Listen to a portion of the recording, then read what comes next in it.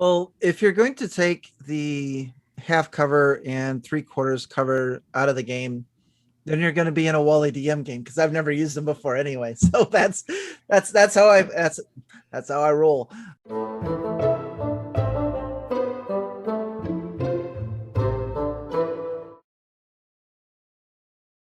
Hi, welcome to How to D&D. My name is Fred Wheeler, and today I want to talk about Dungeons & Dragons 5e, specifically about what happens if you start taking some of the core rules and tearing them out and making them optional or variant rules. But this is a Dungeon Master roundtable discussion, and I have some friends with me to help me because I couldn't do it alone. Would you like to introduce yourselves? Hi, folks. I'm Dawn from Roll for Initiative. Hey, folks, Wally from the Wally DM channel. Thanks for having me, Fred. Hell yeah. And I'm Josiah from the Dungeon Dad YouTube channel. So you're sitting down and you're thinking, oh, those cover rules are like so hard to remember because you keep forgetting them. Or in fact, if I remember when I started playing Dungeons & Dragons 5e, we never used the cover rules because I never remembered what they were in the first place. But what would happen if you just took the cover rules for Dungeons & Dragons 5e? I'm talking about half cover bonuses and the three-quarters cover bonus. That's like +2 for half cover, the +5 to three-quarters cover. You just took that and just ripped it out of the game and threw that away. What would be the pros and cons or bonuses and negatives, I guess, around doing something like that? I'm not saying you're tearing away and getting rid of total cover because that wouldn't make any sense. We can understand what would happen with total cover. You can't see them, so you can't hit them. I'm talking about the partial covers. What have you got, Dawn? So I think the pro of taking it out is just it simplifies it. It's one less set of rules that you have to remember. Because honestly, I don't think I've ever actually played a game where we've tracked like half or quarter cover. And especially if you're like playing Theater of the Mind, it's like, how do you figure that out? I think the disadvantage, though, of taking it out is it does remove some of the strategy, especially if you are building these encounters that have opportunities to be in a forest or there's rocks or things to hide behind for your players to kind of find those strategic moments, as well as for the game master to use those covers to your monster and villains side. So it removes some of the strategy if you do not play with them. What about you, Wally? Well, if you're going to take the half cover and three-quarters cover out of the game, then you're going to be in a Wally DM game because I've never used them before anyway. So that's how I roll. But now finally being introduced to these rules a mere 35 seconds ago, I would probably take a look at these. And as far as the pros go, I'm just going to echo what Dawn said. And that is, it just sounds like it's going to make your combat a lot longer. And I already, as Josiah well knows, I have enough time trying to keep the initiative order tracked, let alone trying to yeah I know it let alone trying to remember if they're partially seen or can be seen or what have you. So I think the big pro of it is just going to and again to repeat is going to simplify combat. Now, one of the cons that I can think about having that in there is I don't know what a con is. I think I'm A con burnt. is something bad. No, I realize that. I don't know. I'm gonna. I don't know if there is any cons to taking them out because I don't even play with it. So I mean, and my games run just fine. Now I guess maybe a con would be if an experienced player comes to my table and they're very well versed on the rules and I'm not, and they'd be like, hey, I'm going to try to have half cover so I can go pew pew pew or something like that, and I'll look at them like okay, and then I like do the wrong thing and we have like a DM player moment where we're against each other. But other than that, yeah, if you want to hide behind a rock, you're more than welcome to. You're covered. If you want to just lift your bow and arrow over there, shoot, back down, you're more than welcome to in my game. That's all I have to say about that. So you've heard it here first. Wally says that there's only pros to removing the cover rules and no cons ultimately, because that's how he rolls. That's how I do it. Josiah. That's how I roll. Okay, I think that taking cover out of the game it's an interesting proposition. I think there's a lot of people who don't even use cover rules, as mentioned by Wally. That was literally the first thing I wrote down about this. Was like, I think a lot of people just forget about it anyway. I guess this isn't really a pro or a con, but more of a suggestion. If you don't want to use cover rules, something that I have done in the past to help streamline combat is using the same rules for when something is obscured, meaning that you just have disadvantage. Like if someone's like, oh, I crouch behind this rock or whatever, then it's like, okay, sure, ranged attacks against that person will have disadvantage. That's a really, because that like equates to on average a -5. That's just a really easy, elegant way if you don't want to worry about having to do extra math. Because something that's really weird about cover rules, and why I have such a gripe with cover rules, because it's the only thing in 5th edition that is a flat bonus. 5th edition has gotten rid of flat bonuses almost entirely. There's like a handful of things. Cover rules are the only residual rule that get rid of any flat bonus to them, which is so weird. It's like, why? Like, why? I guess the reason is because it can stack with obscurity, right? Like if someone's in a fog cloud and ducking behind a thing, you can't have double disadvantage. So I'm assuming that's why they instituted a flat bonus, or I guess a flat negative to the attacker. So that's just about cover rules and what I think about it. I don't know why I hate them. It's weird. They're worded so bizarrely. But now that all that said, I think that by eliminating cover rules entirely, you're going to do two things. One, you're going to make your ranged player characters a lot stronger. One of the biggest setbacks to someone who's making an arcane archer or something like that is enemies who duck in behind cover, because obviously they're going to do that. If you have, Legolas hanging out on the other end of a combat, just like ripping down 3 dudes per round, the other guys who are attacking are not going to be like, oh yeah, I'll just run at him. They're going to be like, okay, let's get behind a tree or a rock or whatever, right? So I think it has the effect of making ranged characters a lot stronger. Something else worth noting there is when it comes to ranged characters, one of the most popular options for ranged characters is to take the sharpshooter feat, which explicitly bypasses cover. That's one of the whole things. It's like, oh, you're so good at sniping or whatever, you're so good with your bow or your crossbow that even if someone is ducked behind a rock and only like their leg is sticking out, you'll be able to hit it just as easily as any other time. So that's something to consider. But again, it cuts both ways. If you have a bunch of enemies that have bows and arrows, and your party's like, okay, we're going to take cover behind these trees or these rocks or whatever while we approach, it's like, okay, who cares? Like, they're still going to hit you just as easily, right?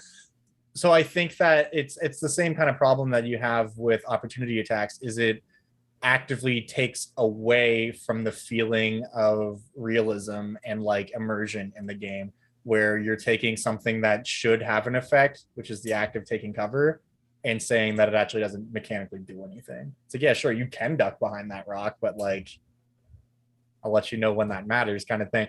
But that said, similarly to the opportunity attacks and short rest rules and stuff, if you're playing with very new or young players, or often both, it's one less thing to worry about.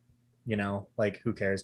And it's one of those things too, where if you don't use cover rules like Wally, people won't care, because it's like, oh, if they just know it's not part of the game, they're not going to even bother being like, oh, I want to take cover behind this tree as I like move up or whatever, because it's like, whatever, you just ignore it. It's fine. It's not a big deal. Your biggest problem is going to come from when you're sitting down with new players and then suddenly they realize taking cover doesn't do anything. So when I was looking at the cover rules, and often I find that people don't use the cover rules, frankly, because they don't understand them, or they're just too complicated. And they do exactly what you say, Josiah. They add in a plus that didn't, we don't do pluses apparently, but now we do because we've got cover rules. And it's much worse than that. It's like half cover when half the body's covered. It's supposed to be +2 to the armor class, but also +2 to a dexterity saving throw. So that's one thing. And then of course you get 3/4 cover, and then you got to know exactly what 3/4 cover looks like. And that's a +5 to armor class and a +5 to a dexterity saving throw if there's a dexterity saving throw involved. So there's actually quite a lot going on there. So this is why half the time I think people just forget it and like, okay. But I would say that ultimately cons are more on the player side again, frankly, because monsters don't walk around with sharpshooter feats, okay, unless the dungeon master builds it that way. And most of their features don't work that way. So as a result, you know, the benefits are really lost by the players who have those kinds of feats and are working that way. But I think the other thing to remember is, you know, the cons are like, you know, if you're a dungeon master, your players can't get cover unless they're using total cover. You basically, even if you've got a small piece of terrain, you can drop prone and then you wouldn't be seen. You'd have total cover. If you've got a wall that's as tall as you, then and you're standing behind it and it covers your entire body, you've got total cover. So you can't even be targeted. So I think we'd wind up with a situation where ultimately the players would lose out because the game has been built around the cover rules having an advantage to them more than the monsters ultimately. I think the pros are almost always going to be on the dungeon master, because for anybody who hasn't figured it out, it's usually the dungeon master who has to remember when somebody gets a +2 or a +5 and apply that, or tell the player, guess what, you've got cover, you got a +2 to your armor class or a +5 because you're behind an arrow slit. And they're doing the same thing with their monsters, right? So the dungeon master's doing all the maths, they've got all the complexity, they've got to figure it all out. It would be a pain if you're doing something like Theatre of the Mind to deal with cover rules, because like, how does it work? Total cover's fine. It doesn't change the game if you take the cover rules out and your players are using total cover all the time anyway. Because if all they're doing is standing behind total cover, they move out and they take their shot and then move back behind total cover, which they can do, like, they can't be targeted. The only way you're going to hit them, and the monsters can do the same thing, as if you used readied actions. I think you'd see a lot more readied actions. That's what I've found, is as soon as they start using total cover and moving in and out, it's readied action, one shot, not 3. Or if you've got a Gloomstalker who's level 14, you've got 5 with haste going. But yeah, I think that's how it's kind of going to look. I don't honestly think that taking out the cover rules is going to have that much of an effect. There's like one feature, and that's it. And I mean, if I see the sharpshooter feat disappear down the drain, I won't cry as a dungeon master. If I'm a player, I will be upset. I like your idea about using the obscurity for cover as kind of an alternate, because that's easy. The whole disadvantage is always easier to keep track of than, is it a 2, is it a 5? Is this half cover? Is this 3/4 cover? Advantage, disadvantage is like probably the best thing that come out of 5th edition. It's just such an easy way. Like, I remember DMing before in older editions where it would be like, okay, I want to do this DM, and I'm like, okay, so like, you're doing this thing during this attack that is going to give you some type of bonus, but like, what is an appropriate bonus? Is it a +2? Is it a +5? Is it a +3? Like, assigning a number to that, it's so arbitrary. So having that as a tool, be like, you know what, I'll give you advantage for that. Great. Or like, oh, this is happening, oh, you get disadvantage. Great. It's so simple. One thing I will say about this whole half cover situation is, it is, by keeping it in the game, it's a really interesting thing you can explore as a DM for encounter design. A lot of people don't think to do this, but I remember running an encounter once a ways back with, I don't know if you guys know what an arrow demon is, but it is a monster from 3.5, which I did a video about. I converted it to 5th edition, where the whole concept is they have 4 arms, and they use that to wield 2 longbows, and they're like expert marksmen. So I had one of these characters that was after the party because they had peeved off a demon lord, and it was an arrow demon accompanied by like 20 shadows, and he used them like hunting dogs, and he ambushed the party in the middle of a forest. So the party was taking their rest, and suddenly all these shadows were attacking them, and like, they were like level 7 or 8, so like, they were able to deal with that. But then like, the arrows started coming in, and they didn't know where they were coming from. It was someone like super far away, being this demon who was like up on kind of like a cliff's edge, that could see them from all the way up there, and he was just shooting them. And we had determined that like he was so far away, the shots were taking like a full round to get there, basically. So them knowing that, and they were able to understand what was happening, they started using the trees as cover, because they were like, okay, if he's in like towards the north, as long as I can like contend with these shadows, but also try to stay behind trees, it's gonna be a lot harder for him to hit me, because they would get that +5. But then what was happening is the shadows were grappling them and trying to pull them out into the open.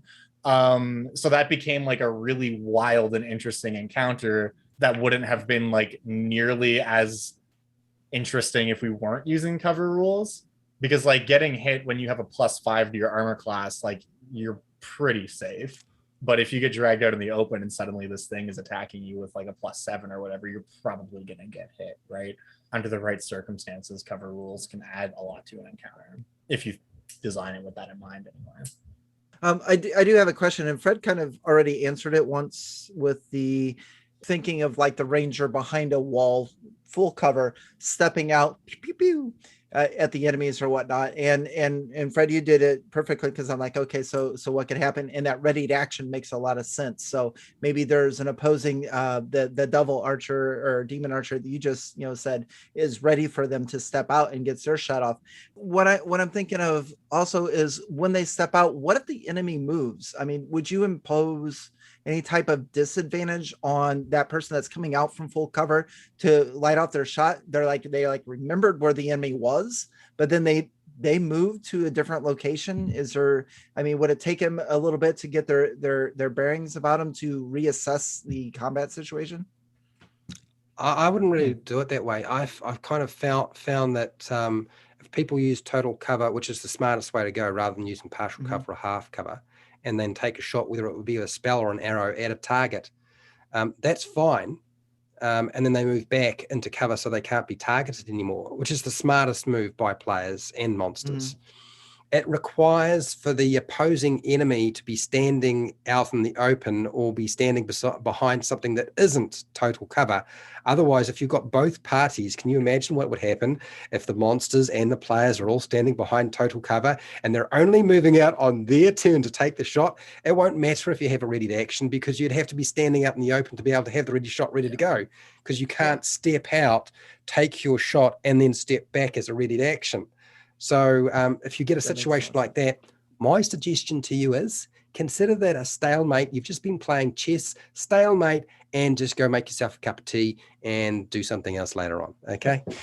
It's funny you mentioned that. I've had very similar situations arise in games before. And a lot of the times what ends up happening is the party just has a conversation with whoever they're fighting. Because it's like, well, like you end up in a standoff, right? Where it's like, okay, either we have to agree to fight or we just go our separate ways and like try again next time, because we're at like a complete standstill. The best is when you have a situation like that, and then finally, usually the party barbarian is like a screw waiting around, I'm going to make a move. And then they run up and find the person is gone and they're not behind the piece of cover that they thought they were behind. And they're like, wait, where did they go? And then everyone starts panicking because it's like, crap, is there like another way around that like we didn't know about? Are we about to get ambushed? Like, yeah. I love those. That sounds like a lot of fun. Yeah, I hate to say it, but what you just said is exactly what I've done when those situations come by. It's like, oh, my monsters are bored now. They're just going to go. And the players are sitting there like, what happens? It's round 3. What's happening? Is there any monsters to shoot? No? Okay. I'm reading an action and I'm peeking around the corner. So I'm a part of my body's there. And then you keep going with this and you're like rounds and rounds following, like, yeah, they haven't figured out the monsters have gone home. Yeah. Because if the monster is smart enough to be using cover, they're also smart enough to like either have that conversation or figure out like, well, this is just going to continue this way, so I'm going to find a different route. Exactly. Something that you can also do in a situation like that, whether you'd plan for it or not, if you're running a monster that typically has like lesser monsters associated with it, a good example being hobgoblins, who is probably a very likely candidate to be in a standoff situation like that, because they're pretty tactically minded. Just have them wait, and after like 4 or 5 rounds where the party hasn't done anything, like 10 regular goblins show up and the hobgoblins send them in first to like break up the party, and then after they go in, then the hobgoblins come in because they know they're not going to get let all the minions take the arrows for them, and then they can come in and actually try to take down the party. Monsters can call for help. The party doesn't know what else is in the rest of that dungeon. I mean, obviously you don't know what the situation is, but I mean, you could even foretell that, right? Like if they're in a showdown with some hobgoblins just like out in the open, maybe one of them like blows a war horn. And the party's like, why did he do that? Like, was that a magical effect? No, nothing's blowing up. Okay, what happened? And like, if they don't put it together, you could allow them to even roll just like a straight up history check. And like, I'm sure one of them will be like over a 10, and you could be like, yeah, that's a hobgoblin war horn. There's probably backup coming. And then the party's like, okay, so now we're on a clock. We have to make a move. Yeah. So Josiah will be selling that particular encounter on his Patreon to anybody who is interested. I'm sure it'll be coming out sometime soon.